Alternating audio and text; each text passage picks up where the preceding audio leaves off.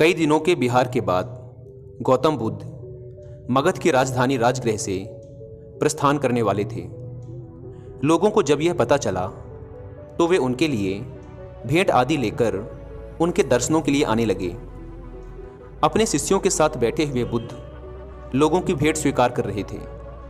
सम्राट बिंबिसार ने उन्हें भूमि, खाद्य, वस्त्र, वाहन आदि प्रदान किए। नगर सेठों ने भी धन, धान्य और स्वर्ण आभूषण उनके चरणों में अर्पित कर दिए। सभी के दान को स्वीकार करने के लिए बुद्ध अपना दायां हाथ उठाकर स्वीकृति इंगित कर देते थे। भीड़ में एक वृद्धा भी थी। वह बुद्ध से बोली, भगवान, मैं बहुत निर्धन हूँ। मेरे पास आपको देने के लिए कुछ भी नहीं है। आज मुझे पेड़ से एक आम गिरा हुआ मिल गया। मैं उसे खा ही रही थी कि तभी मैंने आपके प्रस्थान करने का समाचार सुना। उस समय तक मैं आधा आम खा चुकी थी। मैं भी आपको कुछ अर्पित करना चाहती हूँ, लेकिन मेरे पास इस आधे खाए हुए आम के सिवा और कुछ भी नहीं है। इसे ही मैं आपको भेंट करना चाहती हूँ। कृपया मेरी भेंट स्वीकार करें।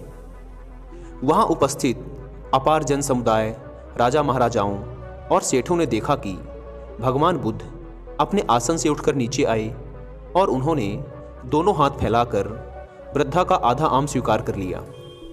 सम्राट बिंबिसार ने चकित होकर बुद्ध से पूछा, भगवान, एक से बढ़कर एक अनुपम और बहुमूल्य उपहार तो आपने केवल हाथ हिलाकर ही स्वीकार कर लिए, लेकिन इस बुढ़िया के जूठे आम को लेने के लिए आप आसन से नीचे उतर कर आ गए। इसमें ऐसी कौन सी विशेषता है? बुद्ध मुस्कुराकर बोले, इस वृद्धा ने मुझे अपनी समस्त पूंजी दे दी है।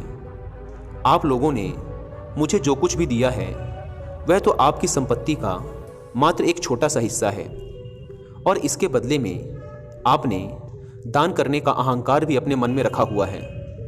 इस वृद्धा ने मेरे प्रति अपार प्रेम और श्रद्धा रखते हुए मुझे सर्वस्व अर्पित कर दिया है। फिर भी इसके मुख पर कितनी नम्रता और करुणा है। इसलिए इस स्त्री का दान आप सभी लोगों के द्वारा दिए गए दानों में सर्वश्रेष्ठ है। समाज में अधिकतर लोग दान केवल इसलिए करते हैं ताकि उनको प्रसिद्धि मिल सके और उनके मन के अंदर बड़े और धनवान होने का जो अभिमान है उसे संतुष्टि मिल सके। जबकि सच्चे अर्थों में दान वह कहलाता है जो अभिमान रहित होकर दूसरों की भलाई हेतु दिया गया हो। जब इंसान के पास किसी एक चीज़ की कमी हो, लेकिन ज़रूरत पड़ने पर अगर वह इंसान अपनी उस वस्तु का भी एक हिस्सा दूसरों की मदद व परोपकार के लिए दान कर दे, तब उस दान का मूल्य कई गुना बढ़ जाता है।